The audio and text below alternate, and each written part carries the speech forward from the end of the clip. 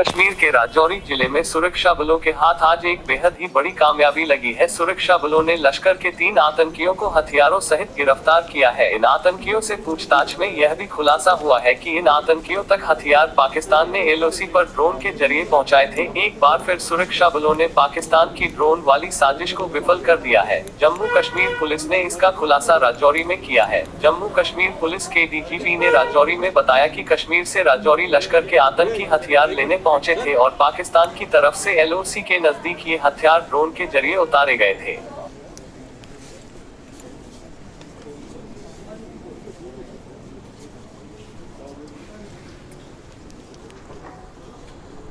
देखिए, ये ड्रोन से वेपन आता है, इस तरह की पैकिंग उसकी की होती है ताकि ज़मीन के ऊपर गिरे तो कोई नुकसान ना हो। इस तरह का देखिए कैसे इसके अंदर थर्मोकोल लगाया है, फिर प्लास्टिक जो है ये इसी तरीके से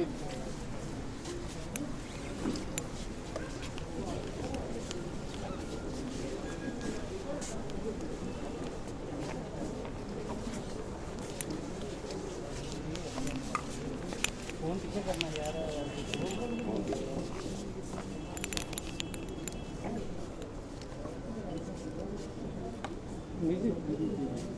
ठीक है जी, लोगों साइड करो।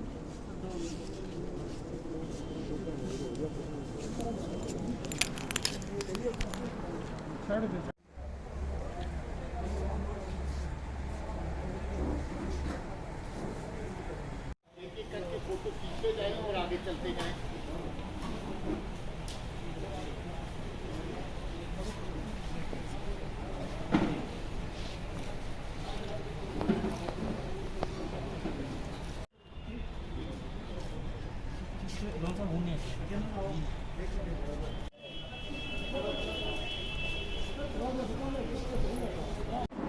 जम्मू कश्मीर पुलिस और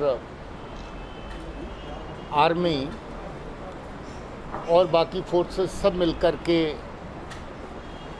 जम्मू कश्मीर में अमन व अमान के लिए, जहाँ के हालात अच्छे हों उसके लिए काम बराबर कर रही है।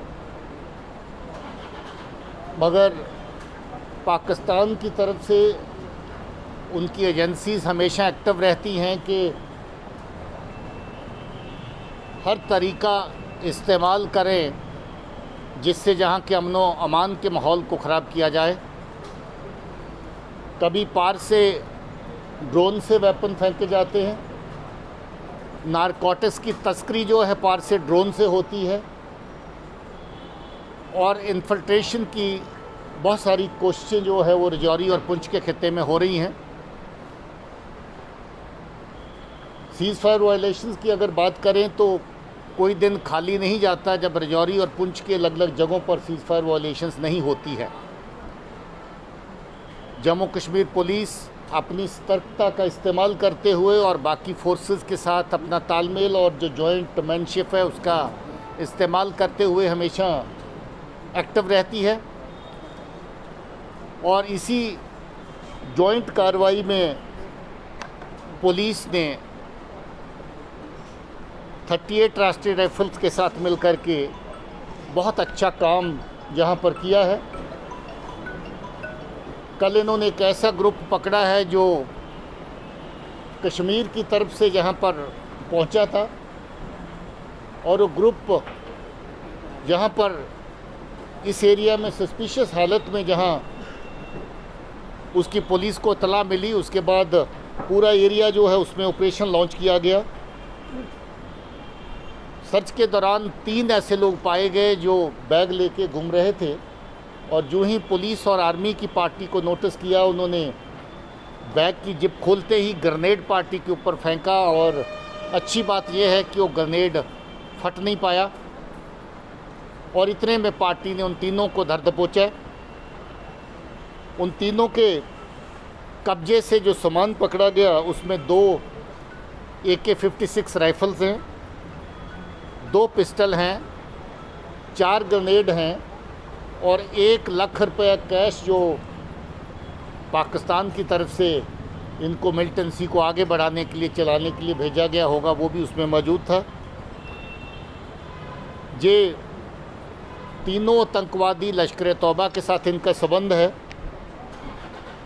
और जो वेपन जहां पर इन्होंने रिसीव किए मिल्टन सी में इस्तेमाल करने के लिए, वो वेपन ड्रोन से पार से लाए गए और किसी एक जगह पे फेंके गए, जिस जगह पर इन्होंने पहुंच करके उन वेपन्स को रिकवर किया और पुलिस के कैसों के दौरान, सर्च ऑपरेशन के दौरान ये तीनों के तीनों पकड़े गए।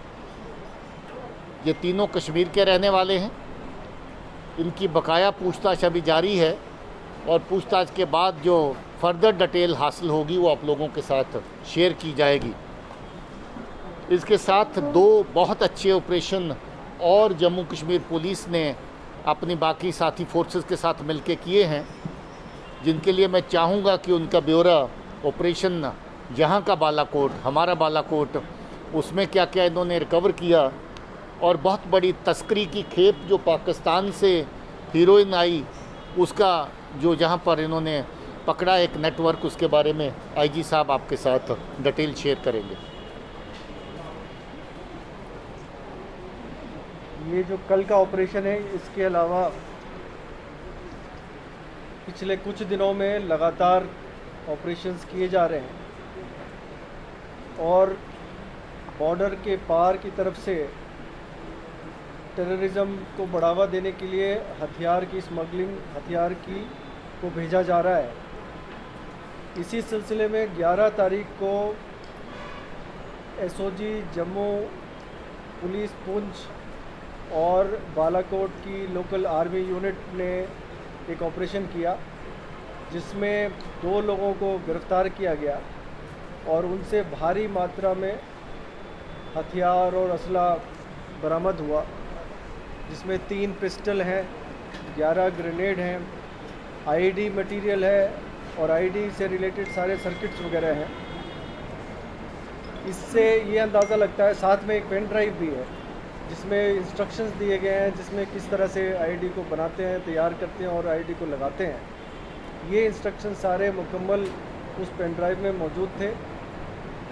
ऐसा लगता है कि इनका मंसूबा टारगेट किलिंग्स या आईडी ब्लास्ट करने का था, जो कि जिसको कि इस टाइमली एक्शन से नाकाम कर दिया गया है। इसके अलावा टेररिज्म से ही लिंक्ड, जिसको नार्को टेररिज्म हम बोलते हैं, उससे लिंक्ड एक ड्रग्स की बड़ी कंसाइनमेंट 14 सितंबर को रजौरी पुलिस ने बरामद की, जिसमें 7 किलो हीरोइन था, जिसकी बाज़ार में कीमत कम से कम 7 करोड़ रुपए होगी।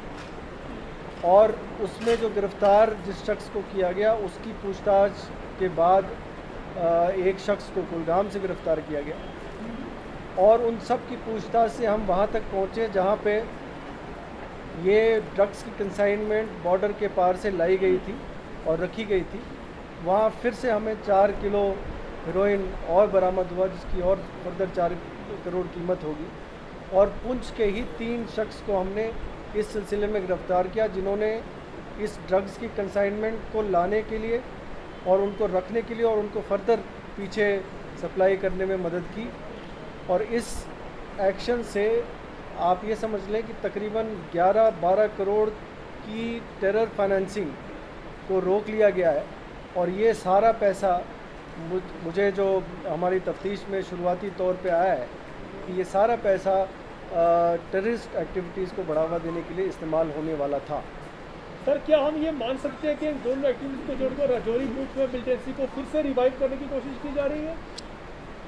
देखिए, अगर पाकिस्तान पर छोड़ा जाए तो वो हर तरह की कोशिश करते हैं जहाँ पर मिल्टन सी को फिर से ज़िंदा करने की, मगर हमारे लोग रजौरी पुंछ के अमन पसंद लोग हैं, उन लोगों को छोड़ कर के जो तस्करी में या हथियारों की स्मगलिंग में जो शामिल हैं, इस तरह की एक्टिविटी में जो भी सामने आएगा उसके साथ तो बड़ा सख्ती से पेश आया जाएगा। मगर ज़्यादातर लोग क्योंकि अमन पसंद हैं, मिल्टन सी को जहाँ पर पैदा करना मुश्किल काम है उनके लिए, मगर हथियारों की तस्करी आगे लेकर के जाना, मिलिटेंट आउटफिट जो कश्मीर में काम करते हैं उनको पहुँचाना, उनकी फंडिंग करना नार्को टेररिज्म के जरिए से, उसके लिए कोशिश जरूर जारी है पाकिस्तान की तरफ से। घर में थे जो किस तरह से जो नगर से आए थे, किस तरह से वहाँ से आए, क्या रास्ते में इनको नहीं रोका गया और यहाँ पर किसी घर में थे? देखिए, बाकी की डिटेल जो है वो तफ्तीश का हिस्सा है। जैसा मैंने कहा है कि हर ऑपरेशन में लंबा काम करना पड़ता है और जो डिटेल शेयर होती हैं, बहरहाल इतनी डिटेल जो शेयर करी है काफ़ी है, इसके ऊपर काम काफ़ी दिनों से हुआ, मगर इतला को फिर डेवलप करना, फिर उनको ट्रैक करना, पीछे चलना, वो सब चीज़ें हैं। ये कश्मीर से आए थे और जहाँ पर हथियार ले करके वापस जाने को लश्कर तौबा के लिए, क्योंकि जो खुद लश्कर तौबा से वाबस्ता है वो सर लाइन ऑफ कंट्रोल पे ये पहला इंसिडेंट हुआ है या कि श्रीनगर वापस जाना चाहते हैं हथियार लेकर, या कि राजौरी में ही किसी आर्मी या पुलिस एस्टेब्लिशमेंट को इनका टारगेट रखा? देखिए, ये सवाल अभी इसका जवाब जो है अभी अवेलेबल नहीं है। सर ये लाइन ऑफ कंट्रोल पे पहला इंसिडेंट हुआ है जिसमें एरियल वेपन ड्रॉपिंग का मामला सामने आया है। बीते कल कठुआ में भी शायद कुछ इसी तरह का एक एरियल ऑब्जेक्ट देखे जाने की इत्तला मिली थी। कितना बड़ा चैलेंज सिक्योरिटी फोर्सेज इस चीज़ को मान के चल रही हैं, क्योंकि लाइन ऑफ कंट्रोल एक हिली टेरेन है, यहाँ पे एरियल सुपरविजन करना कुछ ना कुछ मुश्किल जरूर होगा। ये वाकया में एक बड़ी चैलेंज है, क्योंकि एरियल ड्रॉपिंग जो है, जो आपका ग्राउंड के ऊपर डिप्लॉयमेंट्स है, उनको बाईपास करके ही आगे आते हैं और वेपन फेंकते हैं। हम लोग काफ़ी हद तक इसमें कामयाब हुए हैं। जब इस तरह के अटैम्प्ट हुए हैं, एरियल वेपन ड्रॉपिंग का भी जो अटैम्प्ट हुए हैं, उनको काफ़ी हद तक हम लोग पकड़ भी चुके हैं। और बीएसएफ आप जानते हैं कि सांबा के सेक्टर में एक ड्रोन को शूट डाउन भी किया था।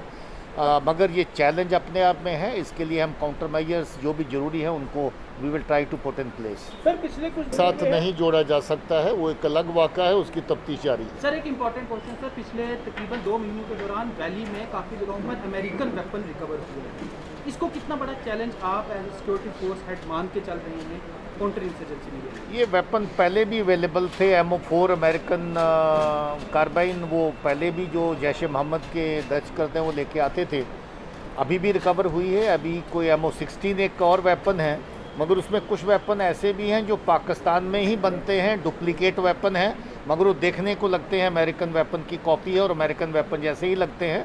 हम लोग बड़ी तादाद में ऐसे वेपन पकड़ चुके हैं, कोई बड़ी चिंता की बात नहीं है। मगर ये चिंता की बात ज़रूर है कि पाकिस्तान बार बार इस तरह की हरकतें कर रहा है, वेपन जहाँ पर भेज रहा है, हथियार जहाँ पर भेज रहा है, टेररिज्म को बढ़ावा देने के लिए। सर जो बालाकोट में रिकवरी हुई थी, क्या वो भी एरियल ड्रॉपिंग के थ्रू थी या फिर वो सरफेस स्मगलिंग मानी जा सकती है? नहीं, वो एरियल ड्रॉपिंग नहीं।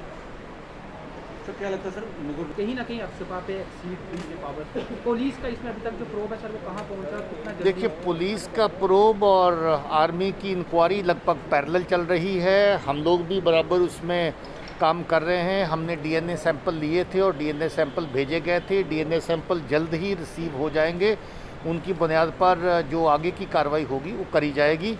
आर्मी ने बहुत अच्छी तरह से वाजे कर दिया इस बात को कि जो कल्पेबिलिटी जिस हद तक भी पाई जाएगी उसके मुताबिक उनके खिलाफ कार्रवाई की जाएगी और उनकी जो प्रॉपर इंक्वायरी अब आगे जो है अभी रवा है।